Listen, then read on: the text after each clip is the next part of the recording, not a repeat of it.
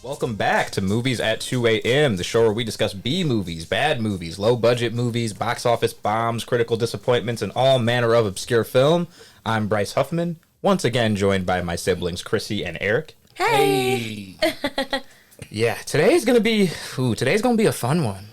We have an absolute hood classic, 2001 comedy drama, Baby Boy. Dramedy.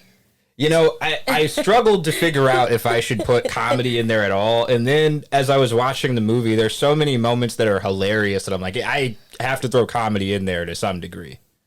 And Baby Boy is undoubtedly a classic. It is also undoubtedly hilarious, even when it probably isn't trying to be. Yeah, I think I can give you that one. Yeah.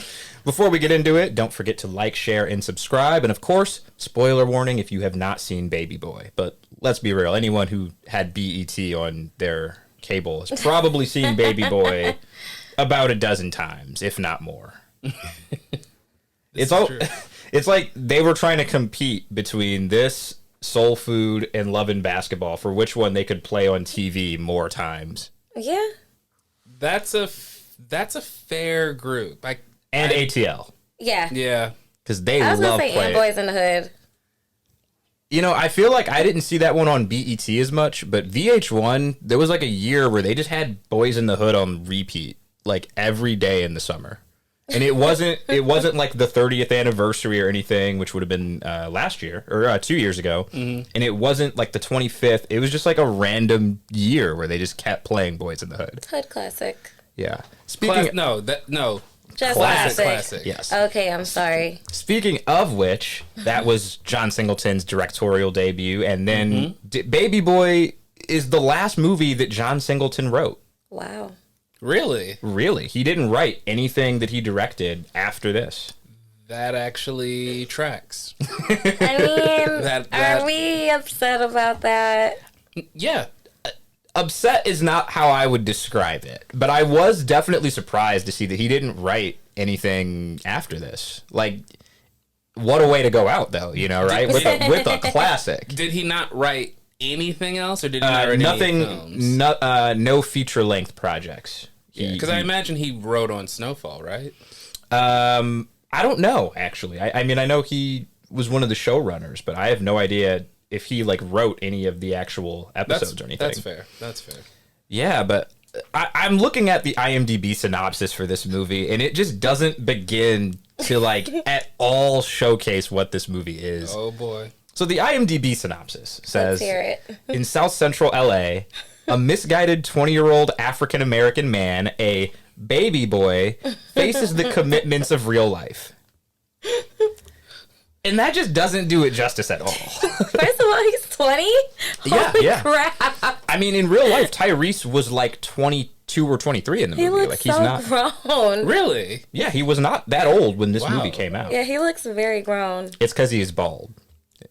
Wow, Bryce. I mean, actually, he's onto something there. Right? Like, that's literally it. Like, he's got the bald look. Like, he had the grown man look already. I will say, people think my husband is very grown. I thought he was older than you. Yes, he is not. Shout out to Chris and other bald men alike in their 20s. Terrible. That's a shout out. That's not terrible. I mean, it is what it is. Niggas be bald. Okay, Bryce. My synopsis for this movie, and I don't know if either of you wrote one, but my synopsis, 10 years after Boys in the Hood made John Singleton a household name, he offers his take on the man-baby problem in society a full 7 years before Step Brothers hit theaters. So follow along with Tyrese as he struggles to find a place to live outside of his mom's house, treat his girlfriend and baby's mamas with respect, find a job that doesn't involve stolen clothes, and do most of the maturing necessary to be considered a man in South Central LA. Baby Boy. I'm not going to say my premise because I have no idea who's going to listen to this episode. Oh, God. Okay. Well, now I'm curious. Like, what? Now you have to say it. Yeah. What if Uncle Jimmy came from an unsaved family? Ooh, Eric. Yes. No. I like that a lot. Okay, but that's just... I mean, so rude. How is it rude? This movie doesn't make you think about Uncle Jimmy? I mean, a little bit. It makes me think, like, what if Uncle Jimmy was like a flat out heathen? Right. Like, without John and Jean, without Janice and John Jr. Certainly without Jesus. Yeah, and without Jesus, you know. Yeah, no, I like that a lot. Okay, no. I like yours, Bryce. I like yours.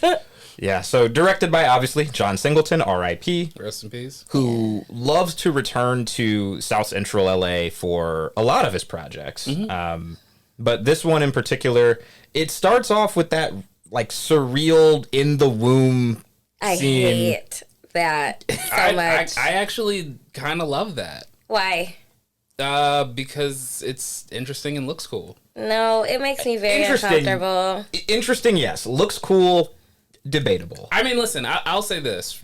As someone whose favorite movie was directed by John Singleton, Boys in the Hood, and watching how his career went and played out, honestly, like, that little opening, that's some of the more visually interesting stuff that John Singleton ever shot. Are we not including the 3D animated Universal logo from Too Fast, Too Furious? I'm choosing not to include it. Okay. Fair enough. This movie is interesting. And, I mean, other than Tyrese in his first film role, actually, there's Taraji P. Henson in her first breakout role. By the way, this role came after what movie role from Taraji P. Henson? You two are going to love this when I say it, because it's a movie that we all saw in theaters against everyone's better judgment. A movie we all saw in theaters. Yes. I have no idea. Taraji P. Henson, before Baby Boy, had only been in 2 films, Streetwise and The Adventures of Rocky and Bullwinkle. Oh, I hate that What? movie. Yes. I hate that Taraji movie. P. Henson is in The Adventures of Rocky and I Bullwinkle. didn't even like that movie as a kid. I felt so guilty about forcing you all to see that movie. I still feel bad about it. And Piper Parabolo could not save anything in that movie. Not at all. Not at all. Yes. Along with Tyrese and Taraji is Ving Rhames, Omar Gooding, Snoop Dogg, and AJ Johnson. Interestingly enough, as I rewatched it yesterday, I never noticed this until yesterday. There are 0 white characters in this movie. Really? Really. There's a white extra at Taraji's job who you don't even see her face, so I don't know if she's white. I just assumed from the hair. Really? There's a couple of Latina actresses. The lady in the drive-thru. Mm-hmm. And that's it. Everyone else is black. What about the dudes he gets the clothes from? They're Latino. I mean, they might be white in real life, but we all know in this movie they were meant to be Latino. Wow. I mean, do we need white people in the movie? I think it makes the movie a little bit better, actually, right? Because it's like all of Tyrese's problems are things that, even though the circumstance John Singleton is commenting on, a lot of that is caused by racism and years of oppression and all of those things. But the movie is ultimately about what are you as a black man gonna do about it? Yeah. And I fuck with that message, even though they really normalize domestic and sexual violence in this movie. A lot. Yeah. Yeah. On a budget of $16 million, this movie made $29 million, so that's decent. Good. Yeah. I think you could live with that. That's weird. That movies like this that have sort of lived on through television licensing, it's weird to think about how much money they didn't make in theaters, because Baby Boy is one of those movies that if you're of a certain age, it's almost... And if you're black, of course. Yeah, white. My white friends were like, "Baby Boy, what is that? Is that you mean the Wayans brothers movie? Yes. If you're of a certain age and black, Baby Boy is one of those movies that kind of feels like inevitable to watch. It was everywhere. Yeah. You know what I mean? Yep. Taraji P. Henson is probably still quoting Baby Boy for fans. Didn't right they just now. do a bit at the Oscars not that long ago? Her and Tyrese. Was it the Oscars? I don't know. It was the Oscars or the Golden Globes. It was one. They did do the bit. I remember that. She was like, "I hate hate you, Jody. Yeah, like people are. Say it again. Like, we're not even gonna get to that right now. Say it again. I hate you, Jody. It's funny. I had a roommate named Jody when I was at Central, and he was white. So when I would yell his name, Jody, like he never understood where that came from. And I would be like, one of these days we're just gonna have to watch Baby Boy, and we never did. So if by some miracle, Jody Arntz, if you're listening to this, nigga, we need to sit down and watch Baby Boy. Fair enough. Critics didn't hate this movie, surprisingly. No. Like, I think well, let me look it up before I give the wrong number, which I've done before. It has a 71 on Rotten Tomatoes, which this particular score is actually audience and critics. So whoever in the audience was like really boosting up Baby Boy definitely helped that number a bit. But no, like even notorious film haters didn't hate this movie. No. And I understand why. I mean, I think that so much of the criticism that Baby Boy gets comes from, the fact that even if you didn't know it, you can kind of see that Tyrese was not really an actor when he stepped into this role. But also, I think so many of us are trained to hate melodrama. Like, oh my God, things are so dramatic, so it's bad. But like, no, most people are into melodramatic storytelling, and film critics especially. Like, this is a movie that definitely, despite some criticisms that I have for its subject matter, like, this is definitely a movie that feels personal. It feels like it's actually about real people. It feels like it wants to deliver a message, and it also feels like it wants you to feel something at the end. Now, you may not feel great about it at the end, but like that's an understatement. But like, this is definitely a movie that's made to like evoke a feeling. And I mean, you know, I don't know which critics really enjoyed this versus which ones didn't, but I can just Roger Ebert gave this 3.5 out of 4. Yeah, and Roger Ebert, the GOAT, rest in peace to him. Like, he was definitely the type of film critic who could look at what a filmmaker's intentions probably were and be like, oh yeah, like, this is what the filmmaker wanted to do. And yeah, this movie kind of hits that mark. Yeah, John Singleton talked about the movie after it came out, saying he was very proud of it. He said, quote, "It was just soulful. I made a movie that I wanted to be soulful as a Marvin Gaye record. That was my goal, for better or worse. Not necessarily a perfect film, but just something that you can watch. It's memorable. That's what I love about that movie." Shout out to John Singleton, man. I mean, it's memorable. It is very memorable. It's better than Poetic Justice. I don't know if it's. I would say it's for sure better than. And I think if you polled most people who are aware of both films, like, it's better than Rosewood. Oh wow! Oh, I'll say it. Oh, I'll wow. say it. It's better than Rosewood. Wow. Okay, because I disagree. Rosewood has the one memorable scene with Ving Rhames. Like every other scene is memorable in Baby Boy. Okay. For better or worse. They're all memorable. Yes. Better? I don't know. I mean, how does Rosewood end, Kristen? Tell me. I can't. Right? quote one line from that movie right now. I can't. But it's a better movie than Baby Boy. I can tell you that. I don't know if it's I just watched Baby Boy. I just watched it. I don't know if it's better than Higher Learning, but I definitely feel more positively towards it than Higher Learning. You know, that's interesting. So, in the conversation of all the remakes that we're getting now, like the remake of White Men Can't Jump just came out, I believe, on Hulu. A lot of people are like, wow, this just feels so unnecessary. You know, a movie that I think would really benefit from a remake?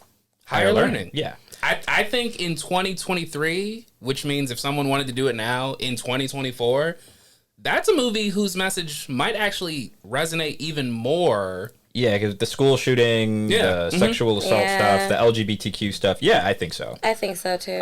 And I think it would be interesting to just, like, get the original cast together to, like, give their input on any new version of Higher Learning. Because, college campuses are crazy these days. Yes, they are.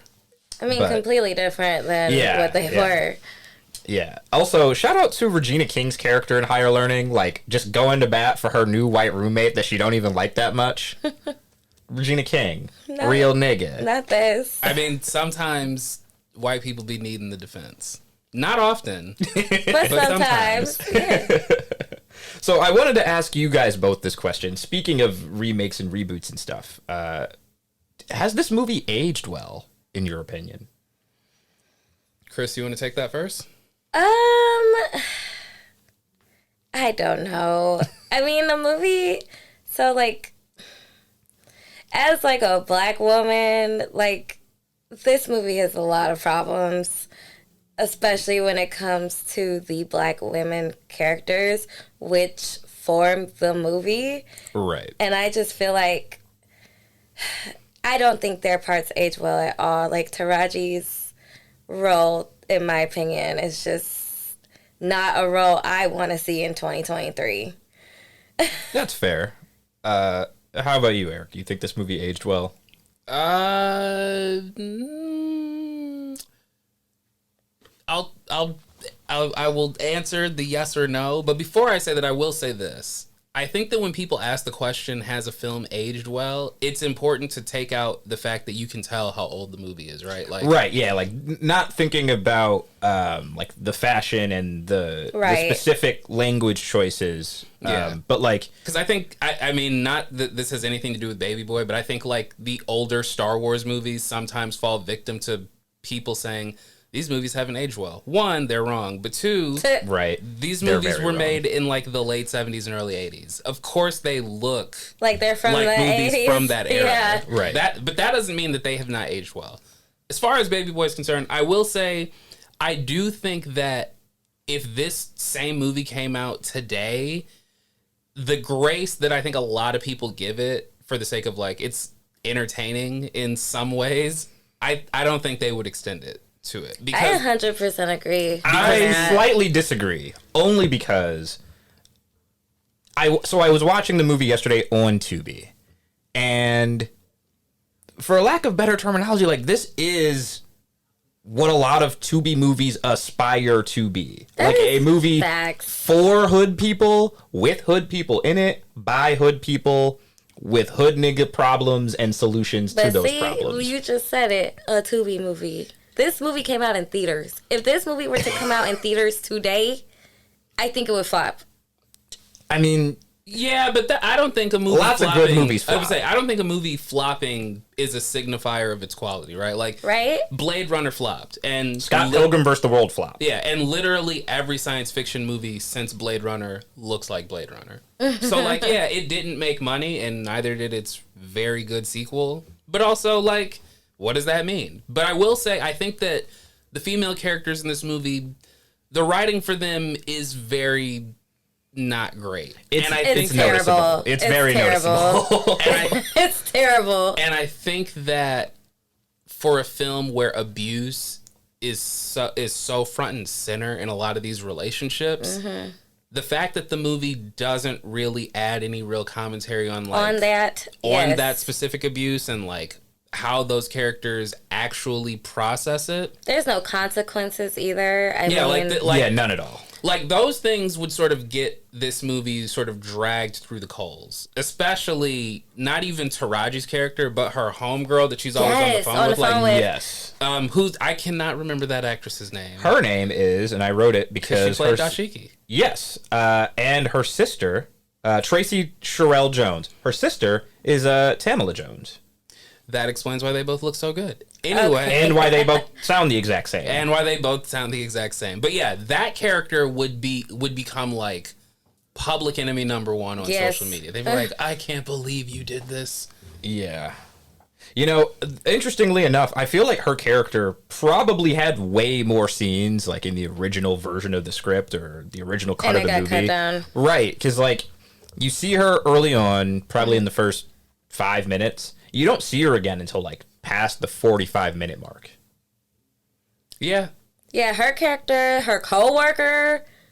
Which co-worker? The one that was trying to get with him. Pandora. Yes. Which Her name is Pandora? Was that her name? Yeah, that's the character's hilarious. Which, as a kid, I was just like, the girl with the braids. Yes, and then I was like, wait, her name is actually Pandora. I was looking it up. I was like, wait, her name in the cast is actually Pandora. Yes, her character would be raked through the mud. Like, I disagree. ooh, no, that whole scene is so cringe. I think that character would become like a toxic favorite. I disagree. I don't know, man. Like, I fully disagree. That whole scene is so cringy. Yeah, because while no one in this movie really understands the meaning of consent, for her, it's like, okay, you don't understand the meaning of consent and you're breaking girl code. And I think, as fucked up as this sounds, I feel like no one, even people who love toxic characters, like, no one can forgive both of those sins at the same time. That's a fair point. Okay, can you describe, do you know what scene I'm talking about? The one where he goes to her house? Yes. Yeah, I mean, it's the scene that she's in that matters. Okay, can you like describe that scene? She's trying to fuck Tyrese. Okay. And or she's trying to seduce Tyrese. He is like kind of falling for it, but he's also like, no, I can't cheat on my girl again. And she's and what like, does she proceed to do? Suck his dick. Okay. She would not be a favorite. I mean, okay, so I was watching part of this movie today with my husband, and he was like, why is she so thirsty? And I was like, Chris. Because she knows that the Fast and I don't Furious is about to take know. off. Eric. Not applause. she was trying to get a role in Too Fast, Too Furious. Not the applause. Thank you, JG. Terrible. Y'all are so terrible. No, but I feel like the toxic favorite, minus the one scene, would be Snoop as Rodney. Because he's just such a villain. I agree. He's literally like an unredeemable piece of shit. In like, but he's so funny. Until the scene where he like actually does some real villainy shit. Up until then, it's like, nah, this just seems like a character that Snoop Dogg would offer to play for free. Like when he kicks over the little kid's pillow for it, he's like, oh, you made a little pillow for it? Man, nigga, fuck your right, for it. just evil for no reason. Just evil for no reason. Like, from the moment he shows up in the film, yes. he is just mean. Yes, he is. Oh, man, he was such a dick. I actually love Snoop in this movie. Even though he attempts to rape someone? I mean, no. I mean, yeah, that part. See, toxic favorite. If he had broken girl code, I think actually the real toxic favorite would be Omar Gooding. That is facts. You know, it's funny. When I was watching this yesterday, I was like, Omar Gooding is really funny as this character, and I kind of wonder if Ice Cube had been meant to play this character, so I looked it up. He wasn't. Ice Cube was meant to originally play Rodney, Snoop's character. Wow. Which I don't think would have worked, personally. Oops. But I was, and then obviously Tyrese, Tupac was originally going to be the lead in the movie after working on Poetic Justice, which, you know, obviously he did not live after 96, so that couldn't happen. But when John Singleton was first writing the script, Rodney was going to be Ice Cube and Tupac was going to be the lead. That's interesting. Yeah, which is why he has that big Tupac mural in his room. I just thought he was a nigga from the West Coast. Yeah, it's like... But Omar Gooding in this movie, I don't know if he's supposed to be funny on purpose, but I cackled most of the time he spoke. I love him in this movie, man. Like, when he was talking to his girl and her mama, I was crying. What y'all doing? Insinuating? What did he say? I'm going to call y'all... What did he call them? Some creatures? He's like, I'm going to call y'all stressful creatures or something like that. I'm not going to use that other word. I'm going to call y'all stressful creatures. I cackled so hard. And he was being so serious. You know, that's another thing about this movie. There's a lot of scenes where I'm like, I don't know what was meant to be funny and what wasn't. Like, there's maybe like 3 scenes in the whole movie where I'm like, I know I'm not supposed to laugh here. Every other scene, though, it's just like, holy shit, this is so unintentionally hilarious. Like, yeah. Like, when Ving Rhames choked him.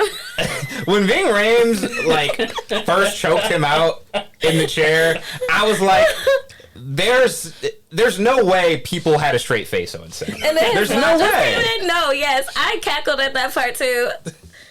You know, that's another thing I wanted to ask you both about. AJ Johnson in this movie. So, you know, she plays his mom in the movie, right? Mm-hmm. In real life, she was like a big time like fitness instructor and like a She's workout like a life coach. Yeah, right. So she like, and you can tell like she's got some muscle. Oh yeah, she's strong. Do you think casting her and like someone who has that build is like intentional? That's a really good question. See, I thought that maybe she was casted because she plays Shireen in House Party. Right. And she's like the ultimate hood chick. You know, ultimate, you know, dark-skinned baddie. Right. Yeah, I mean, I hadn't really considered that, but I think... That's interesting, yeah. I think there could definitely be something to that. Yeah, because, like, I mean, in this movie, had her character had to fight Tyrese, she would have won. Probably. Because that nigga was getting hit by everybody. Probably. That nigga got punched by Ving Rhames. Yeah. He got punched by those little niggas when they took his bike. Yep. He got punched by Snoop Dogg. Like, this Not man when was... they took his bike. Bro, that scene is hilarious. When they took his Bro, and then they gave it back. He's like, man, nigga, no one wants your bike.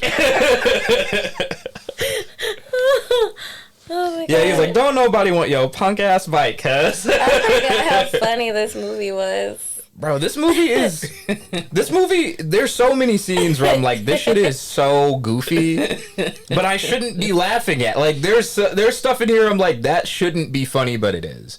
Also, as I was watching it, I wrote this a few times. I said, I'm so glad that I grew up in an environment where cheating and domestic violence were not normalized. Thank God for Eric and Janice. Yes, thank you for that. And yeah, that's so upsetting. Yeah, so let's just get into some of these awards. Who did you have for best performance? I think I know who yours is going to be already. Taraji. Yeah, obviously. Yeah, okay. Mine too. Like, it's to me, it wasn't that close, but... He's also I mean... so stupid. He's stupid. The answer is Taraji, but I guess if I have to go to bat for my guy, Omar Gooding. I knew you were going to say that. What? Well, I guess there's actually, I take that back. Ving Rhames. So that's what I thought you were going to say the first time. That actually surprises me. Why? No, I that makes sense, I guess. He was like trying to play like the reformed hood dude. Yeah. Wannabe stepdaddy. This nigga 20 and he's treating him like he's 12. He was acting like he was 12. I mean, shit, that's the whole point of the movie. What was your favorite moment of Ving Rhames in this movie? Yes, please tell me. It's definitely the... You want some breakfast? Yes, with his booty cheeks. Those are some plump booty cheeks. It's hilarious that it's hilarious that the internet has taken that one image and it's just like we're just gonna use this for everything. Like, there are so many quotables in this movie, and I think that one image rivals the Snoop Dogg window reveal as like just the single shot of the movie that people are like, we're just gonna roll with this. We're gonna use it for everything. Yeah, I mean, I have Taraji, and it wasn't that close for me. But Snoop was like the other person who I was like, if I was gonna give it to someone else, it'd have to be him, because he's just like, it's funny nowadays. Snoop is just like Uncle Snoop, right? Like he's like this ultra likable stoner dude who hangs out with Martha Stewart. but he used to be a thug. Like, yeah, like he beat a murder case. Like, you know what I'm saying? Like, when I broke that down to Annika, because obviously she didn't know anything about Snoop's history, so I was like, yeah, he beat a murder case. Like, Snoop was like really about that life. People know who and she Annika was like, is. Annika was my ex. His white ex-girlfriend. Okay. Wow. Why'd you have to emphasize it like I'm that? just saying. I mean, it would have been a lot better to say she grew up in Brazil and Cameroon. Therefore, she did not have lots of American history and culture. Okay. But his white ex-girlfriend, he explained this too. Okay. But you raise a great point, Bryce, that like it's so wild that Snoop Dogg he feels so at home in this movie. Yeah. But you fast forward to, I mean, you probably don't need to fast forward that many years from this movie, but like if you fast forward to today, Snoop Dogg is kind of one of those celebrities that everyone loves. He's like the Black Betty White. He really is. Yeah, that's a really good comparison. He really is, yeah. Yeah, because like, nigga, tomorrow we could find out that Betty White was fucking Klansman back in the day, and it wouldn't change how most people view her. You know what I mean? Like, it really wouldn't. Yeah.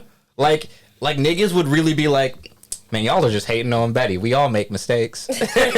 And you know what's wild? Like, and if you go back to like old Snoop Dogg music, like you could listen to some of those lyrics, and you know, I play them at the house, and for the listeners, like my wife will hear some of these things that Snoop Dogg is saying, like, yo, like, and people were just cool with that. I was like, Yes. 93 was a different time, y'all. it was the early 90s. People were cool with a whole lot. Speaking of which, I had this debate a little while ago. Doggy Style or The Chronic? Because I say Doggy Style, honestly. I'll say the Chronic, because I know that's the one I've played more. You? I'm just gonna say sure. What was your favorite line from this movie? Oof, I wrote a lot. I mean, I feel like we're on. Is it the I lie to you because I love you? That's not. I did not write that one. Okay. That's definitely up there. No, that's like that whole part. I was crying that whole part, that whole scene. And it's a long quote. I actually looked up the quote after, and it's I lie because I love you. Being honest with me, and I don't give a fuck. I lie to you because I care about your feelings. Now, if that ain't an ain't nigga statement. An ain't shit nigga statement. Like, yeah, no, that sets the whole tone of the whole movie. That is everything I need to know about this character. Fact. It really Facts. is. Facts. It really is. What was yours? Let me smell your dick. That's to me like She goes, no, like the fact that like the camera just stays on his face as he's like smirking, and you just hear the sniff smell like sound. It's so perfect. Yeah. oh, it's Eric's favorite quote. It's definitely that one. Like, It's this definitely one. Let Me Say Oh, That. I also love when Taraji goes like, where you been last night, nigga? Oh, I can't wait to meet Taraji P Henson someday. I'm gonna laugh so hard about I'm so everything sorry. that happened in this I keep movie. thinking of Mike Sand. Oh, that's fine. It's wild that she's like gone on to be Nuka? like. I don't know if Taraji P Henson is necessarily like an A-lister, but it's wild that like she's sort of broken out. She's an A-list. I don't know. She She's does have an an Oscar nominated. winning. Now she's Winning. She's When an did she Oscar win? winning for Hidden Figures. Did she win that Oscar? Yes. Oh crap! Hold on. Let me. Now Really? I gotta look. Now I She's gotta an look this up. A-list Hold up. star, Now, Hold okay? up. Hold Don't up. do my Hold girl. up. She's almost an EGOT. Don't do my girl. I'm not. No, what I was gonna say is it's wild that like for this to be her breakout film role. She does not have an Oscar. She didn't win for Hidden Figures? No, that was No. the year that wasn't it the year that Emma Stone won? Ew, for La La Land. She did. She has a Screen Actors Guild Award for Hidden a Figures. SAG award. That's Yeah. a pretty prestigious award too. I mean, yeah. She also has a That's- Golden Globe for Golden Globe Empire. for Empire. She was nominated for. Benjamin Button. Yeah, I'm gonna say she was not nominated for an Oscar for Are you Hidden serious? Figures. I really Yeah. thought she won. No. Nope, she was nominated Best Supporting Actress for Curious Case of Benjamin Button. She And was that's- nominated for Taken From Me, the Tiffany Rubin story. She was nominated for Empire. She was nominated and that's, for... That's what I was gonna say. It's wild that like this being her breakout movie, and I feel like this movie pretty much only registers with Niggas. black people. And I guess extreme cinephiles who would have found this movie by way of like John Singleton directed it, so Yeah, they watch they it. checked it out. But it's wild that like she went from this and like she got her Oscar nomination for a movie directed by David Fincher. Like that is a wild career trajectory. Yeah. Yeah, it is. Let's see. She's been nominated and won a lot of awards, actually, as I'm still scrolling. Anyway, she's an A-list star is what I was trying to say. I think she's a star. I don't know that she is like an A-lister. But, okay, so you don't think if Taraji goes anywhere, she won't be recognized? By black people, Well, she no, will. being recognized and being an A-list star are not the same thing. Yeah, because I wouldn't consider... Like Lindsay Lohan is Okay, someone okay, who I that's think facts, that's facts. like Lindsay Lohan is someone who I think could go anywhere and be recognized. But is Lindsay Lohan an No, A-lister? she's not. And I get that It's funny. part. I was going to use Ezra Miller as my example because everyone knows who they are, but like A-list, he is not. He's infamous. I mean, hell, They. I don't know. They are If, infamous. this is. I will get back to Baby Boy, but I don't know that like Chris Hemsworth is an A-lister. Like, how big are the Marvel Okay, movies? I would not but like, consider Chris Hemsworth an A-lister, but I would consider Taraji an A-lister. but you know, like Chris Hemsworth in a movie that doesn't say Marvel Studios over the title. When's the last time you saw a Chris Hemsworth movie? I wouldn't consider Chris Hemsworth an A-lister. And I think that with Taraji Henson, I think she's done a lot of work, and I think a lot of that work has fallen into the ether because a lot of people don't see her as that undeniable A-lister. But I disagree. Well, here's why I think you're being blinded by the fact that we love Taraji, and we can recognize her in anything. But like, I don't think any of my white friends would just know her name if they saw her. I think they would. You don't know enough white men. I'll tell you that right now. I'll tell you that right now. I could pull up Taraji P. Henson and be like, man, I love Taraji. And Kevin, one of my dear friends of many years. Empire did that for her. White people didn't like Empire. But they knew the show. I think Empire had some sort of like cultural amongst relevance. blacks and gays. That's Oh what my I'm God. saying. Like, that's what I'm saying. Like, to be an A-lister, you have to be recognized by people who don't know any of your work. Okay, well, agree to disagree. Hey, listen, this is not meant to be a diss to Taraji Henson, who I think is an Taraji incredible is actress.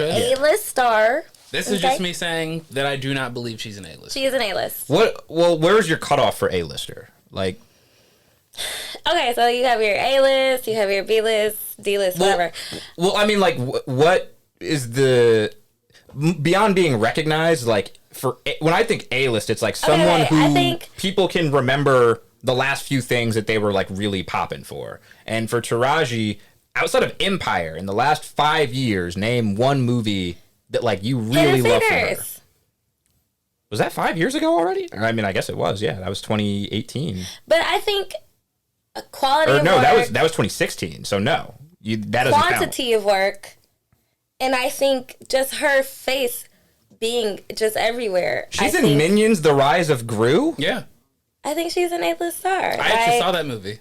Why? Why? Because my wife wanted to go to the drive-in theater. And That was what they were cute. playing. And it was either that or The Black Phone. I wish which my husband would take me to the drive-in. Hey, listen, you know what? As I say this as someone who's married to someone that doesn't like scary movies. This whole thing about, I want to go to the movies. You want to know what that does to me? Puts fear in my heart every time. Because I know it's probably going to be a movie that I don't really want to see. But you do it anyways. Because I like being married. And the idea of losing half of my money when I don't have a lot of it. Eric, Is terrifying. wow. It's That fucking is terrifying. so terrible. That It's is terrifying so thought. terrible. What would the sequel or reboot to Baby Boy be? Oof. Okay, I I will pitch the sequel. Not pitch. The sequel I think looks different than the reboot. I think the sequel would be that either Jodie's son or daughter are like now young adults about to be 18 or something, and they sort of have to make the choice about whether they're going to leave Southern California to like pursue education or if they're going to stick around and like try to be part of a family business. And It'd like be like Orange County, but for niggas. it would be like Orange County, but for black people. Yes, it would sort of be the tensions of that. I think a reboot, like a reimagining of this, it's probably a miniseries, I agree. maybe 8 episodes, give or take, and it probably actually ends in tragedy. Unlike Okay. the actual movie. Which, I think. Oh, you go ahead. well, I was just going to say, it's wild that all of John Singleton's movies, up until a certain point, all ended A tragedy. either someone dies at the very end or a lot of terrible things happen right before the very end. So this movie ending with like a happy ending that almost feels undeserved but still exists. It's like the older I get, the more I do kind of appreciate that. Like Jodie does get the chance to grow up and like mature. Now, what would that look like in reality? Him and Taraji would have been divorced at some point. But Yeah. I do appreciate the fact that the movie ends on a happy happier note. note, yeah. And his homeboy does get baptized, Yes. which almost feels like an afterthought to the movie because like he mentions it like in the one scene.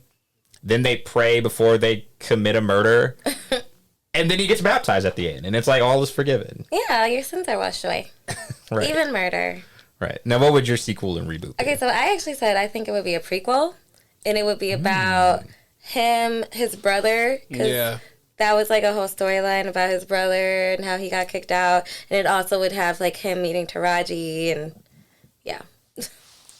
Okay. Prequels. It would just be toxic shit all over. Just so toxic. My sequel, Baby Boy 2, Break the Cycle. Jody. I love that title. Jody would be dealing with his son, who is now in his early 20s, trying to get his life back on track after serving 2 years behind bars. That sounds like something John Singleton would have done. That sounds like Baby Boy.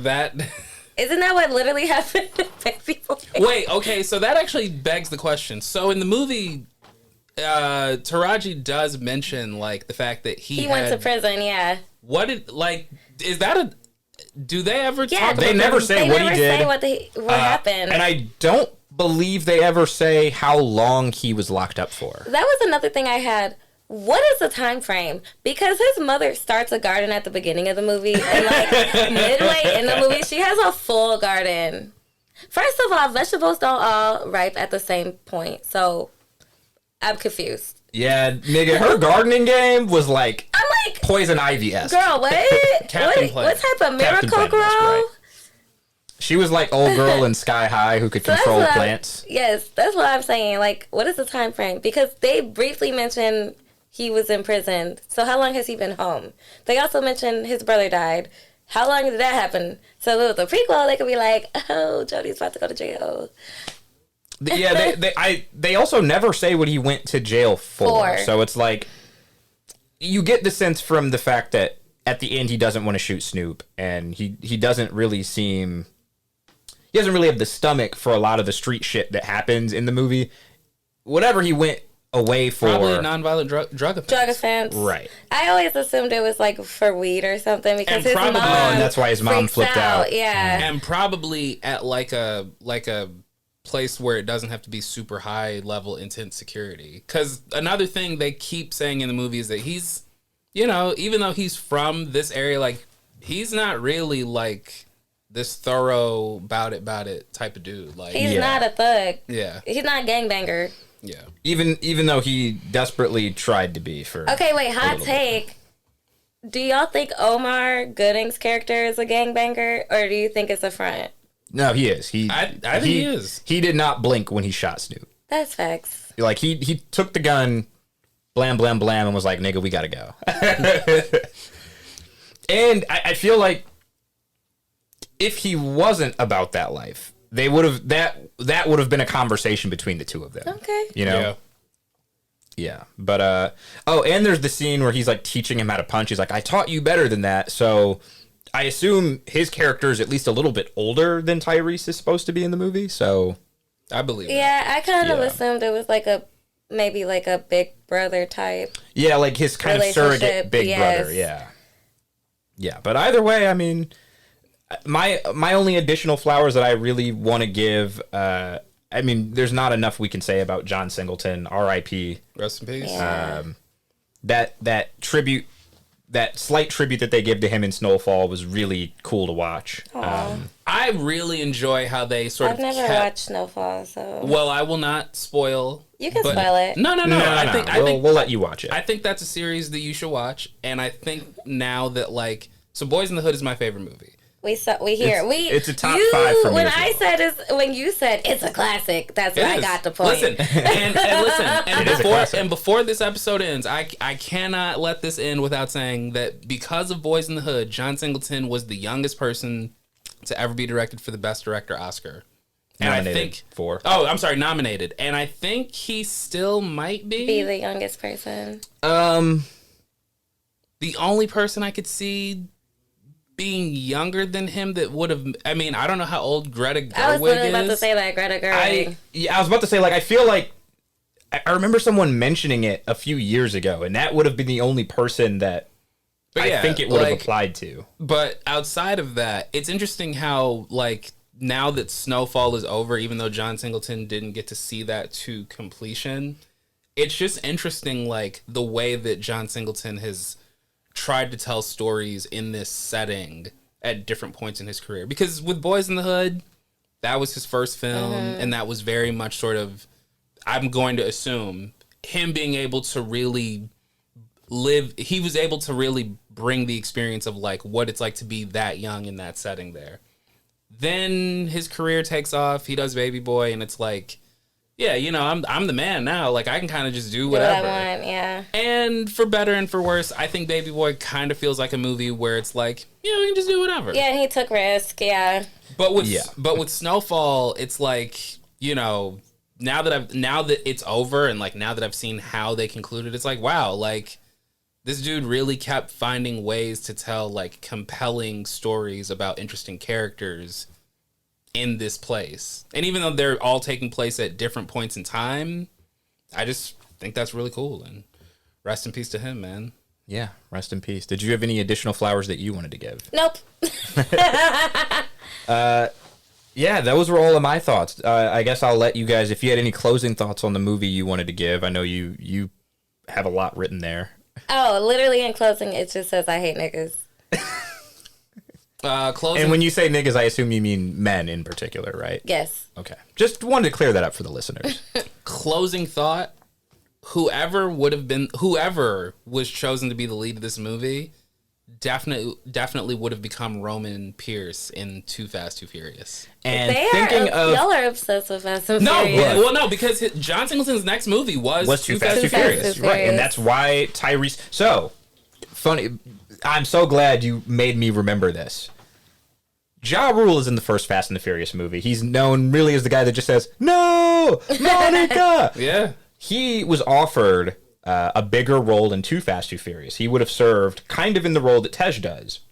He turned down $500,000 to be in the movie. Wow, Ja Rule. Yeah, Ja Rule turned down $500,000 to be in Too Fast, Too Furious. Fast and Furious. And because of that, John Singleton had to rewrite the character. He had to write the character Tej, which then went to Ludacris. So wow, every time you see Ludacris in one of these Fast and Furious movies, you can thank Ja Rule's bad decision making.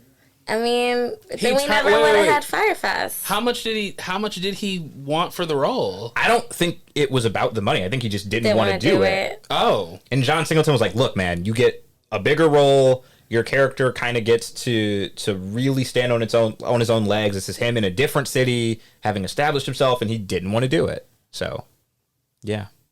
I mean, on that note. Yeah, on that note, I mean... I can't believe Ja Rule turned down the opportunity to go to space. If he didn't turn it down, we would never have gotten Firefest. Well, it sounds well, to the people who tried to go, it sounds like we never got Firefest. That's what it sounds like to me. Yes. And on that note, that's Movies at 2 a.m. I'm Bryce. I'm Chrissy. I am Eric. And I will see you next week. Bye. Peace.